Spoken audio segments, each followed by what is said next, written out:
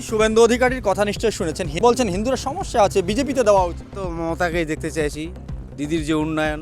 সত্যি কি বাংলার বাঙালি হিন্দুরা বিজেপিকে ভোট দেবে? মমতা বন্দ্যোপাধ্যায়ের দিক থেকে কি তারা মুখ ফিরিয়ে নেবে? এই প্রশ্ন বারবার করতে হচ্ছে সাধারণ মানুষকে।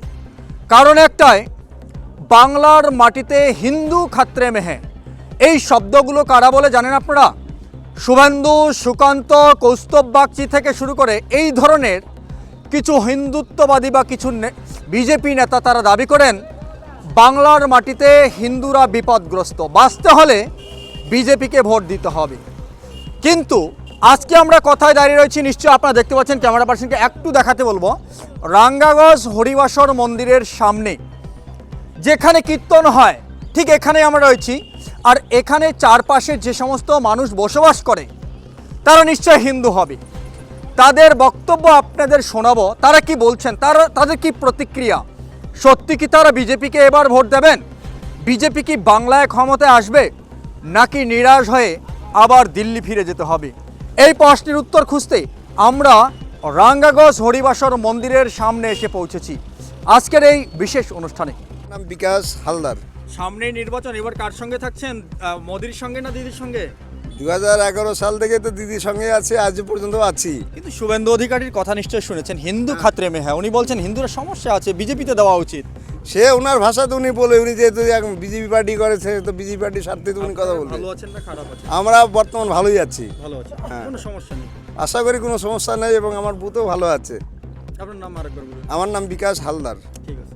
আপনারা কি বিপদে আছেন না ভালো আছেন? না, আমরা খুব ভালো আছি। ভালো আছেন, হ্যাঁ। কিন্তু শুভেন্দু অধিকারী বলছে যে হিন্দুরা সমস্যা আছে। ও না বলে, উনি ওই বিরোধী পার্টি করে, বলতেই পারে।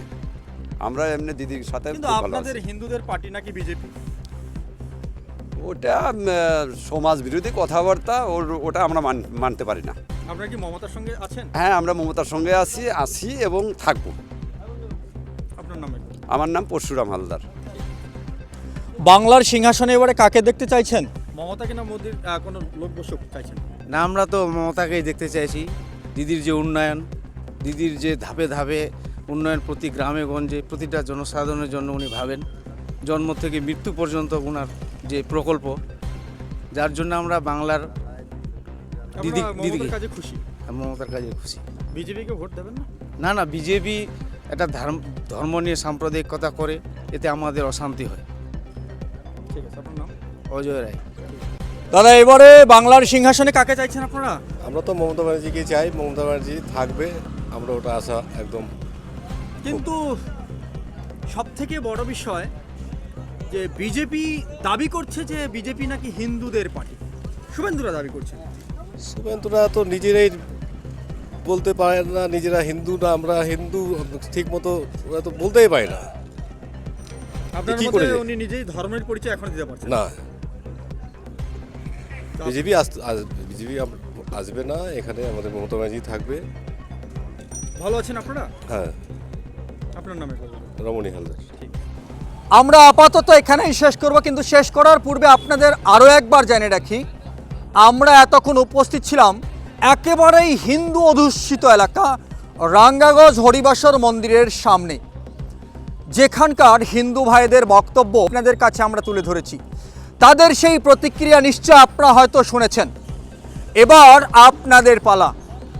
আপনারা কি মনে করছেন তাদের এই যে অপিনিয়ন, তারা যে বলছেন বাংলার মাটিতে কে থাকবে কে থাকবে না, বা তারা কাকে ভোট দেবে কাকে দেবে না, তাদের বক্তব্য বা তাদের মন্তব্য থেকে অবশ্য আপনাদেরও দায়িত্ব কিন্তু একটা করে কমেন্ট করে যাওয়া। কমেন্ট করুন, মতামত দিন। আপনাদের সামনে এ ধরনের আরও নানান রকম খবর আমরা তুলে ধরব। আমরা আছি আপনাদের পাশে। ক্যামেরা পার্সনের সঙ্গে আমি জাহিদুল ইসলাম, WB নিউজ টিভি।